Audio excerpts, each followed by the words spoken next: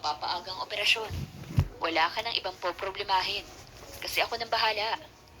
Parang biniti ang puso ni Hope. Kahit ayaw niya. Kahit gusto niyang isigaw na walang presyo ang dignidad niya. Sa isip niya ay naglalaro ang mga inosenteng mukha ng kambal. Ang pangarap nilang makatakbo, makalaro, makapag-aral ng normal nang walang iniisip na sakit. Midnight, mahina niyang bulong. Bakit ako? Ang dami namang babae dyan na handang ibigay ang lahat sa'yo. Humalakhak ng mahina si Midnight. Bago marahang hinawakan ang pisngi niya. Dahil ikaw lang ang tumawag sa akin ng pisukol. Ikaw lang ang hindi natatakot na insultuhin ako. Ikaw lang ang humahawak ng buhok ko habang nagagalit ka at nanginginig sa ilalim ko. Ikaw lang ang nagpapaikot sa akin, Hope. Sa tingin mo ba, papayag akong gawin mo yan sa ibang lalaki gayong hindi pa ako tapos sa'yo? Kinabahan si Hope. Ramdam niyang unti-unting nawawala ang depensa niya. At kasabay nito, lumalakas ang boses ng kambal sa isip niya. Kung tatanggapin niya ang kontrata, maililigtas ang kambal. Pero kapalit nun, ang sarili niyang kalayaan. Kinagabihan ay halos mapatalon siya sa gulat nang malamang meron siyang bagong kliyente. Dahil nga may isang salita si Hopay, pumunta siya.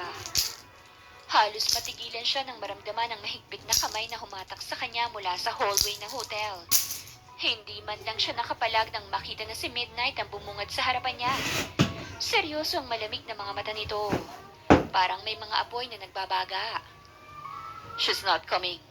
Saad ni Midnight sa butler na umaakay kay Hope para ipadala sa susunod na kliyente nito.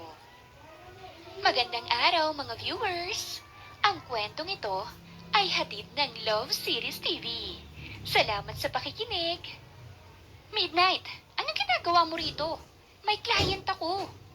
Galit niyang sigaw habang pilit na binabawi ang kamay. Pero bago pa siya makapagpatuloy, hinila siya nito papasok ng elevator. Nagulat ang ilang tao pero agad din silang naiwan ng magsarang pinto. Naiwan silang dalawa. Magkalapit, parehong nag-aapoy ang mga mata. Kliyente? Malamig na ulit ni Midnight. Halos pabulong pero mariing-mariin. Ibang lalaki? Kakausap lang natin kaninang umaga. Hope, tigas-tigas ng ulo mo.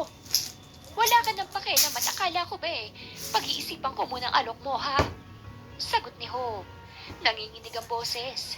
Hindi alam kung galit ba ang dahilan ng mabilis na pintig ng kanyang puso. Bayad mo na ako. Tapos ng unang kontrata natin. Wala kang karapatan na diktahan kung sino pang tatanggapin ko. Hanggat hindi ako nakakapagdesisyon sa alok mo.